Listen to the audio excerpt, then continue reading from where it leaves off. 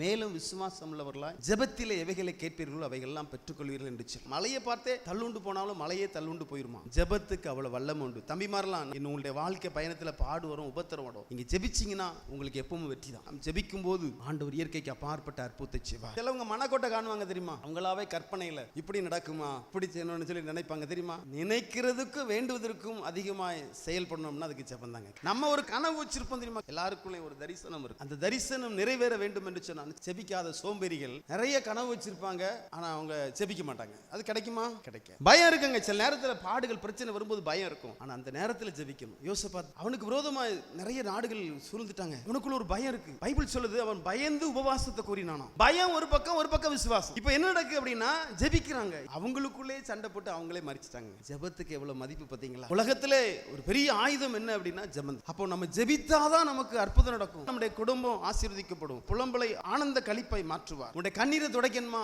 அதுக்கு ஜெபம். சும்மா கண்ணீரை துடைக்க மாட்டாருங்க. நான் அழுதுட்டே இருப்பேன், நீ அழுதுட்டே இரு.